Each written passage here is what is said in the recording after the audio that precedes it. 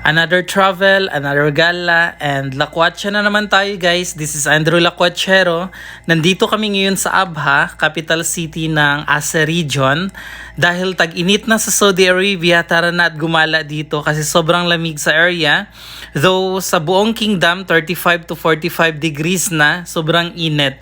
Kaya panahon na para gumala mga kabayan. Tara, let's go! Ito yung ginagawa namin pag tag-init na sa Saudi Arabia. Escape muna kami papuntang Taif or papuntang Abha. So ngayong araw, nandito tayo sa Abha guys kasi magpalamig muna tayo dito. First day ko sa Abha, early morning, naglalakad-lakad muna kami dito sa may Art Street. Ito yung area kung saan maraming mga jacaranda trees at makikita natin yung mga purple flowers ng jacaranda trees. At nagkalat lang yan. So magandang magpunta dito pag umaga kasi walang masyadong tao. Walang mga photo bomber, walang mga kaagaw sa picture-picture. Though may makikita kayong mga konting tourist na naglalakad-lakad, nag-exercise yata yan sila eh. At madami ding mga photographer kumukuha ng video and pictures. Kaya nakakaaliw, nakakatuwa, nakaka-refresh at malamig ang lugar. At habang naglalakad ako dito, may nakita akong mga kabayan. Nagtutour din yata to sila. Naglalakad din sa lugar, picture taking. So nakakatuwa na may mga kabayan tayong nakikita sa lugar kung saan tayo gumagala. So mga kabayan, kung gusto niyo mag-refresh at forget muna yung work, punta muna kayo dito sa Abha at back to nature muna. At ang ganda ng place for photography. Instagrammable yung place actually. Then, ito yung Art Street. May mga fini-feature sila ditong mga art, of course. Then, additional knowledge na din yan habang naglalakad. Maganda yung frames nila. At maganda sa picture, Instagram. So, kung saan nyo i-upload sa mga social media nyo. At, syempre, ito yung first day actually namin dito. Ito yung napili naming lugar na puntahan. Pero inagahan na namin. Kasi pag afternoon daw dito, madami ng tao. So ayun mga kabayan, kahit mag-isa ka lang ditong maglalakad-lakad dyan, magpipicture-picture, walang problema kasi very safe yung area. Wala namang bayad kasi parang park lang din siya. Walking area dito sa Abha. So ilagay nyo na yan sa bucket list nyo kasi sobrang malamig ang area, with peace of mind ka dito maglalakad. So mas maganda kung meron ka ding mga friends nagtitake ng pictures mo. So ilagay nyo na to sa bucket list nyo pag pupunta kayo sa Abha. Ang saya, nakaka-refresh, nakakatuwa, nakaka-relax sobra at malamig yung area guys. So again, kung may tour guide kayo, mas mabuti para at least alam nyo yung buong history ng area at mabigyan kayo ng additional knowledge about sa history and background ng area. Pero mayroon akong makasama, yung makasama ko sa work, so kaya nag-enjoy lang din. Selfie, taking video for my vlogs. So this is our first day from 8 a.m. hanggang 11 a.m. kami dito nag-iikot-ikot kasi after dito papunta naman tayo sa second location namin, second destination as per our bucket list. Papunta na tayo ngayon guys sa ating second destination, papuntang Wadi Lajab. Ito yung tinatawag nilang Grand Canyon dito sa Saudi Arabia. Parang 150 km away from Jizan to or 200 km away from Abha, so around 2 hours travel from Abha to Wadi Lajab. Then 1.5 hours away from Jizan. So kung nasa Abha kayo, travel kayo 2 hours to Wadi Lajab. Kung nasa Jizan kayo, isa't kalahating oras lang. So kailangan nyo dito ng well-experienced na driver guys kasi matarik to, puro bangin. Kaya tinatawag tong Grand Canyon dito sa Saudi Arabia.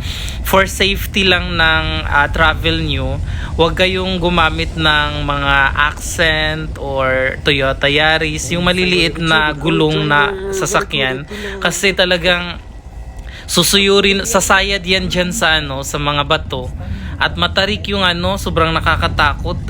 I think kung bibigyan ako ng chance na bumalik dito, parang ayoko na. Maganda yung lugar, amazing for Instagrammable, picture taking, video vlogs. Kaso lang medyo nakakatakot yung daan. Kasi parang nakatuwad na yung car pababa. Kung hindi eksperto yung yung driver nyo, huwag kayong mag-take risk papunta dito for your safety lang. Pero pag nasa loob na kayo, very safe. Yung local, very entertaining, very approachable, mga friendly sila, mababait. Madaming tourist din. Pumupunta sila dito kasi yung tubig, alam mo yung parang busay, yung napunta dun sa pinakailalim na part ng flat na area, kaya nga valley. Ngayon, makikita nyo madaming tubig dyan, parang bumabaha, papunta yan dun sa area. At ang tamis ng tubig dito, malamig, natural water siya from the mountain. At sa mga gilid-gilid lang ng mga matatarik na bangin na yan, madaming dyan, madaming mga unggoy. Parang taif din. Minsan nanghahabol kasi nangihingi ng pagkain pero hindi nangangagat, hindi naman lumalapit. Medyo lang, masukal yung area kasi bato-bato, hindi siya aspalto, at saka matarik yung bangin. Kaya for safety lang guys, kailangan mag-hire kayo ng driver na expert at alam yung lugar. Gumamit kayo ng malalaking gulong na car, mga pick-up, kasi medyo tagilid talaga yung maliliit na car dito. Sumasayad, baka masiraan pa kayo sa daan. At mababait naman din, may mga dumadaan, nagpapasakay. Kaya nung pauwi namin nga, pinapasakay kami dyan kasi hindi kinaya ng car namin. Kaya yun, hindi ko na lang putulin yung video para at least makita nyo yung buong experience ng daan papunta sa baba. Hanggang sa dumating kami doon, maglukso-lukso, aakyat-akyat sa mga bato. Para at least may knowledge kayo kung anong susungin yung experience and adventure. Once pupunta kayo, may bala kayo pupuntang Wadi Ladjab. Once again guys, welcome to Wadi Ladjab, the Grand Canyon of Saudi Arabia. This is one of the best destinations in Abha or in Jizan. 1.5 hours away from Jizan or 2 hours away from Abha. Walang bayad pumasok dito sa area guys kasi free to access siya, kasi for public naman siya. At siguro kung i-total ko yung experience ko coming to Wadi Ladjab, nangingibabaw yung takot sa sa biyahe kasi matatakotin talaga ako pagdating sa mga bangin at pagdating sa mga daanan na medyo masukal. Kasi syempre hindi ko alam yung lugar, pero alam ang lugar ng mga kasama ko kasi lagi na silang pumupunta dito. Ayan, tingnan niyo yung daan, tumatalon-talon yung car namin kasi gamit kasi namin actually is Yaris. At saka 5 kami sa loob ng car.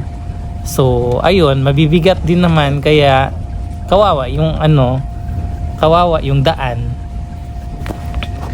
Hindi ko na pinutol yung video para at least makita nyo yung buong talaga travel papunta sa loob hanggang sa makarating kami doon. Huwag na kayong maboard, manood na lang kayo para at least may knowledge kayo kung pupunta man kayo dyan, mag-decide na kayo. Pero malamig sa lugar guys actually. Maganda siya ngayong tag-init kasi yung tubig, parang mainom yata ang tubig dito kasi sobrang tamis. Galing sa galing sa bundok. Sobrang lamig. May mga bato, pwede kayong magtatalon-talon pero ingat lang din, baka mabagok pa kayo dyan. At I think pag tag-ulan siguro or hindi maganda ang panahon, for safety purpose, wag na muna kayong pumunta dyan, baka kasi magkaroon ng falling rocks, di ba? Kasi tingnan nyo halos git-gitan yung yung bangin at saka yung mga pangpang. Yung first namin ganito siya. Ayan, dyan sa area na yan, madaming unggoy dyan. Hindi kami pumasok. Madaming sasakyan, madami ding mga naliligo dyan. Madaming mga travelers, tourists, mga local, madami. Nakakatuwa kasi alam mo yung parang pupunta ka lang sa beach pero nasa nasa bundok. Mineral water yung bumabaha dyan. Sobrang lamig, parang yellow yung tubig. Maganda sa tag-init. O diba, ang tagal naming nakarating. Kasi pag may sasalubong kasi sa amin, kailangan naming kumanan, mag-stop muna para magkasya yung yung dadaan kasi one way lang siya.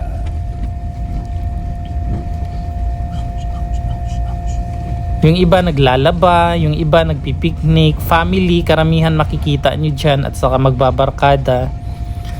Puro mga mga expats, mga ajnabi. Kunti lang yung local makikita nyo dyan na mga naliligo. Siguro nung time na pagpunta namin, walang masyado. Kasi maaga kasi to, sobrang aga namin.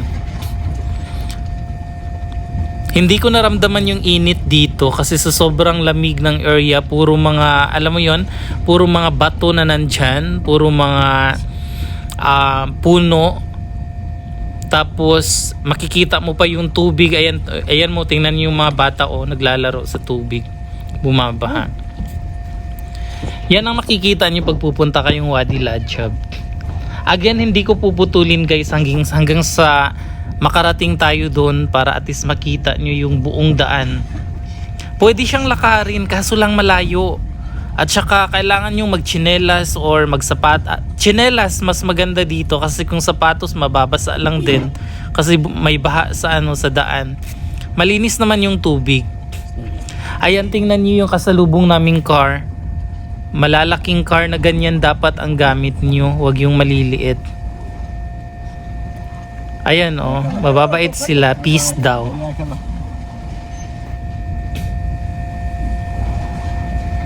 Huwag kayong mag-board sa video ko guys, manood lang kayo. I-explain ko lang kung anong madadaanan namin para at least alam nyo, ma-feel nyo din. Ang sa akin, napakapit ako nito ng masyado sa car kasi tatalon-talon mag-untol-untol ba. Parang nagbabounce kami kasi yung daan kasi may mga bato. Buti nga hindi kami na-flatan dito Mas maganda pumunta ng umaga hanggang alas 4. Dapat before madilim nakalabas na kayo sa area pa uwi. Kasi medyo yung area, medyo hindi safe sa mga hindi expert mag-drive. Katulad ko. Ayan, meron siyang mga parang bahay-bahay, mga cottage dyan sa tuktok. For family or for group picnics yata yan, meron dyan. May bayad yata yan dyan Pero hindi naman kami pumunta dyan, dumiretso na kami dun sa liguan. Kasi excited kami maglukso-lukso. Ayan, ganyan kalalaki yung mga cars na pumapasok dyan. Ayan sila, naglalakad yung mga yan papunta dun kasi malapit na.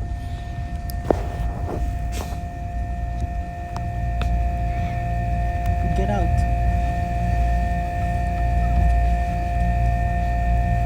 Malapit na tayo guys.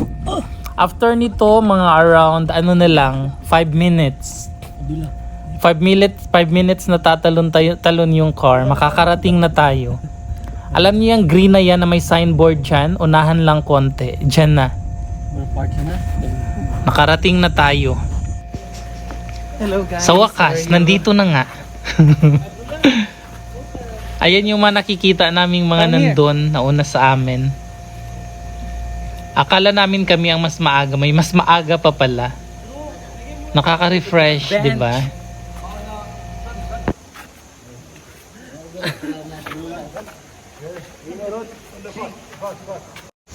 So nandito na kami sa Wadi Ladjab.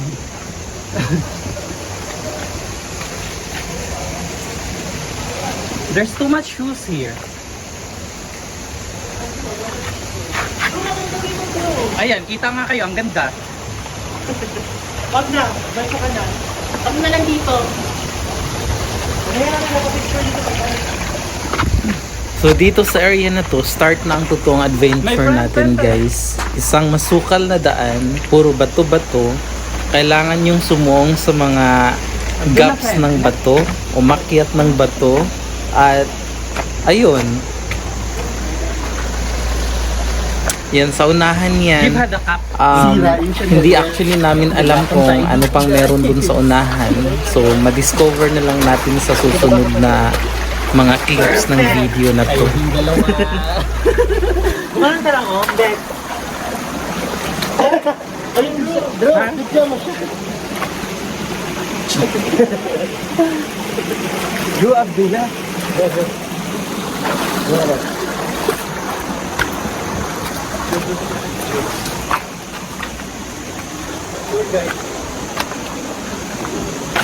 Come. Ay, may mga ano.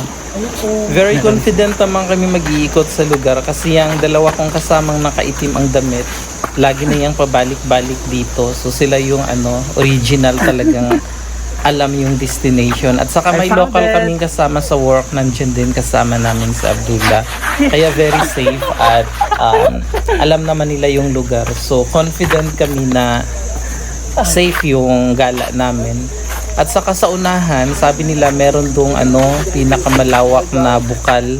Yung ano talaga parang lake, kaya papunta kami dun. So may madadaanan kami mga, ayan, para tayong mga miscongeniality dyan. Madaming mga dumadaan na galing din dun, tapos nang naglalangoy-langoy, so kami naman ang papalit. Pero madami pang mga ano, madami pang mga tourists at saka local na mga nandun, mga travelers din. So very safe yung area guys, don't worry.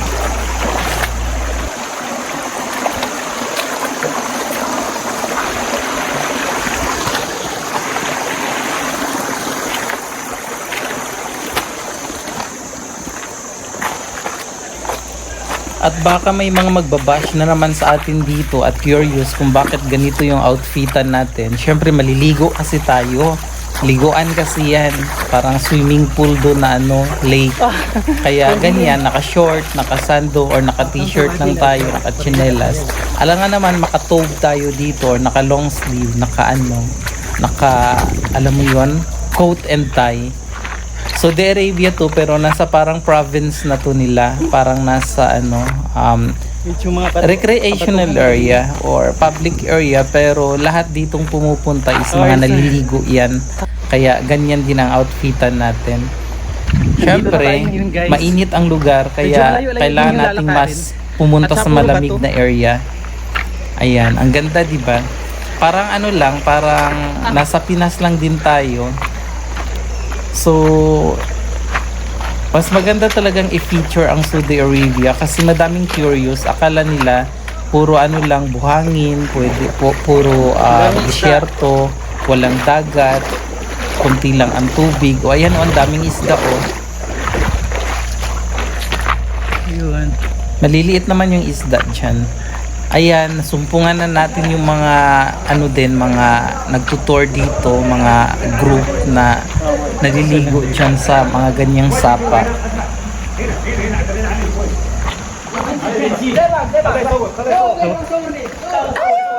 Ha?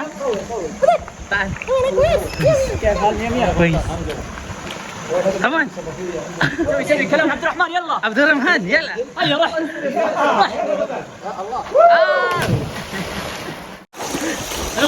Hello guys. Hi. So welcome to Wadi Lajab guys. Welcome to Wadi. Pabalik na kami. Kaya advice ko lang, pag pupunta kayo ng Wadi Lajab, huwag kayong maarte kasi lakaran yan ng todo. At kung medyo masakit na yung matuhod nyo, medyo ano na lang, huwag kayong pumunta sa pinakamalayo kasi matinding lakaran kasi yung dito. Maganda lang tong ano, location na to para sa mga energetic pa. Pero pag medyo may ano na tayo, may mga dinaramdam sa tuhod, so I suggest doon na lang sa ano kayo, doon sa may Jacaranda.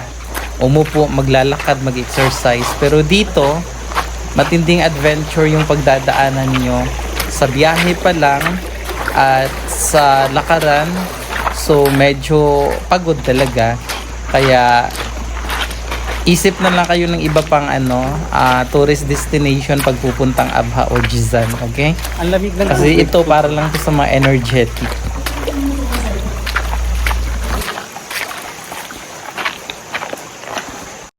Abdullah, I am coming.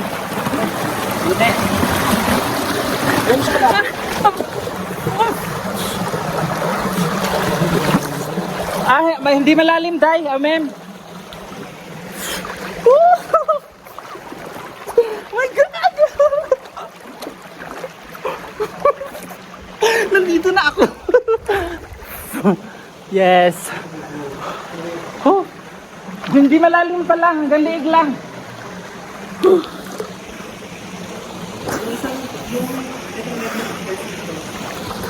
Ang lamig ng tubig, guys. Oh, perfect.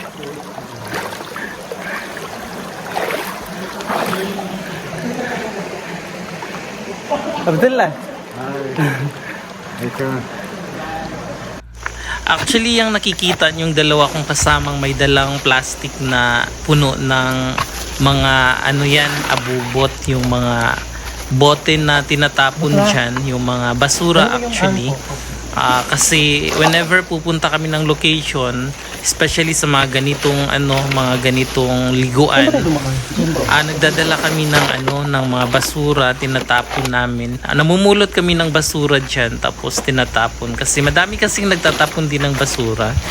Pangit kasi yung pupunta ka sa lugar na alam mo yung nature tapos nagkakalat. So ang sa amin, namumulot kami, parang namin yan. Ako na nga mag-video. Habit na namin yan na Mag-video ka pa? nangungulekta ng basura tapos tinatapon namin sa tamang Mais basurahan, ka maglakad. tamang tapunan. Kaya yan sila, tingnan nyo, namumulot pa yan habang palabas na kami sa may Wadi Ladjab. Medyo mahirap yung daanan kasi bato-bato, so kayo, tsinelas kayo para hindi kayo masugatan, at ang tubig dyan sobrang lamig. Kaya paano na kami, paalis na kami, May daanan pabalik na ba na yan kami dyan? dyan sa car namin. See, kailangan yung sumuong. Tingnan natin kung magkasya tong dalawa kong kasama. Ayan. Ayun. Go Jello, go Jello. Ayan, kasya naman siya. Antayin natin si Eman, yung isa. Siya ako. Tingnan natin sa Evan. Asa na ba yun? Na-feature ko yata siya. Ayan, yan siya na.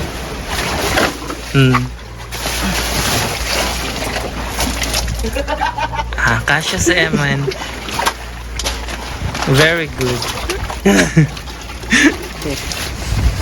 Adventure talaga. O sige guys, manood lang kayo. Hindi ko na kinat yung video para at least Madaming bote dito. alam nyo yung ano gagawin nyo dyan pag pupunta kayo. Dito.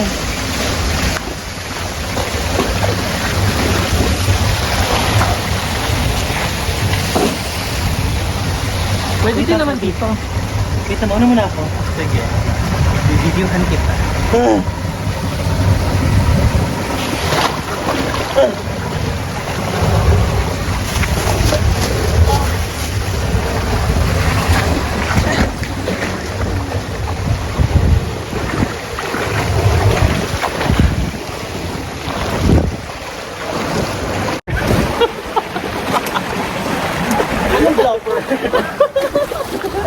Sige, magpapasa tayo. Sige dito. Uy, yung pang-Herman.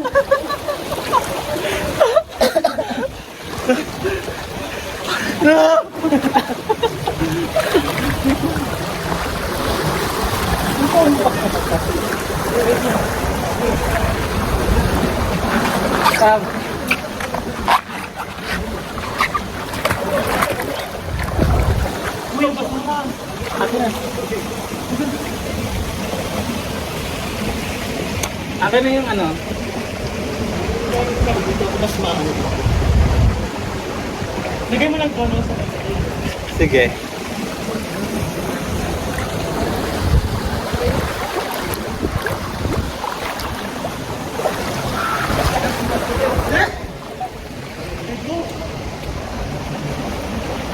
akin na.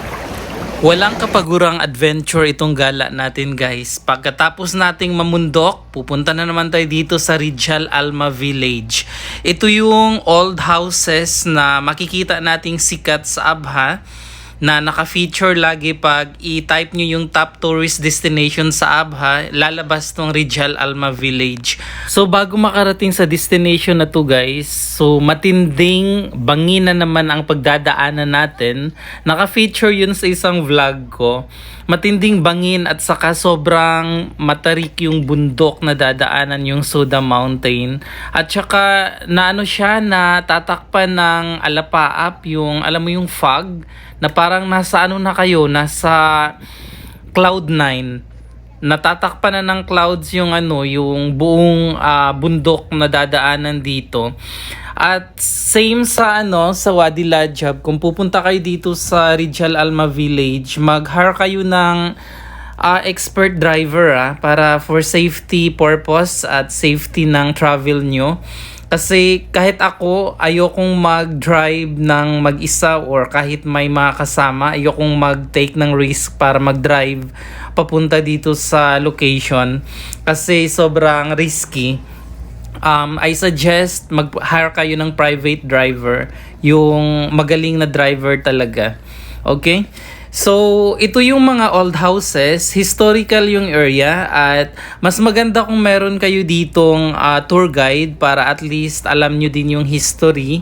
Kasi sa amin kasi basic lang, nag-iikot-ikot, nagliliwaliw kami dito. Wala naman siyang wala siyang entrance.